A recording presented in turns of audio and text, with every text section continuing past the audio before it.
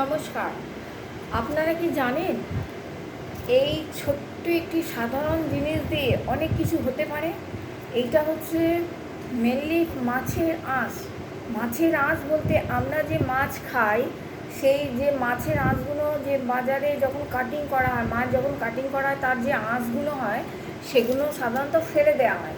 সেগুলো ফেলে দিয়ে সেই ফেলে দেওয়া জিনিসকে আমি তুলে নিয়ে এসে ওখান থেকে বৈজ্ঞানিক পদ্ধতিতে এটাকে ওয়াশ করে এটাকে রোদে শুকিয়ে এটাকে আমি নিজের কাজের মতো ডিজাইন তৈরি করছি। এই দেখুন, এইরকমভাবে রোদে শুকিয়ে আর রোদে যখন শুকানো হয় তখন এটাকে একদম কুঁকড়ে যায়। কুঁকড়ে গেলে তো চলবে না, তাই আমাদের যে হাতের যে থামটা আছে এই থাম দিয়ে টিপে টিপে এটাকে সোজা করতে হয়।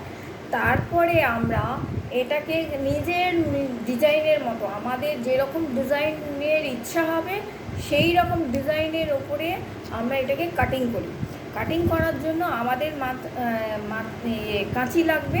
কাঁচি দিয়ে আমরা কাটিং করছি। তো আমরা প্রথমে একটা আঁশ নিয়েছি, এই দেখুন এত বড় আঁশ কালেকশান করেছি। এই ধরনের আঁশ সাধারণত পাওয়া যায় না, আমাদের রেয়ার পাওয়া যায়। এটা আমরা কালেকশন করেছি যেভাবেই হোক। এবারে এই আঁশগুলো দিয়ে আমি একটা নতুন ডিজাইন বানাচ্ছি। আপনি দেখুন এই ডিজাইনটা কেমন লাগে। আমি চেষ্টা করছি যে কোনো একটা ভালো কিছু তৈরি করা, মানে গিফট আইটেম করলে বেশি ভালো হবে। আমার মনে হয় এত বড় আঁশ সাধারণত পাওয়া যায় না, এবং যখন পেয়েছি তখন একটু ভালো কিছু কাজ করে দেওয়াটা হচ্ছে কাজ আমার। তো আমি একটা কাটিং করছি, দেখি আমি কিভাবে বানাতে পারি। এই দেখুন, এরকম করে করে ধরে ধরে কাটতে হবে, কিন্তু একটু নরম চরম হলে পুরো আঁশটা কিন্তু কেটে যাবে। ঠিক আছে, এইরকম করে আমি এটাকে কেটে নিচ্ছি। দেখুন এটা কি সুন্দর একটা ময়ূরের পাখার মতো তৈরি করে ফেলেছে। দেখুন ভালো করে দেখুন, আমি আপনাকে স্কপ করে দেখাচ্ছি, কাছ থেকে দেখাচ্ছি যাতে এটাকে আপনারা দেখে বুঝতে পারেন। এবারে এটাকে আমরা একটু হাতে করে সোজা করে নেব।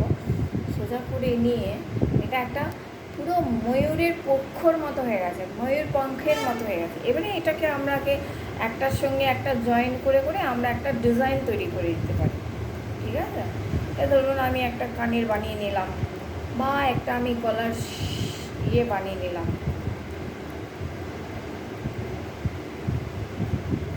ঠিক আছে,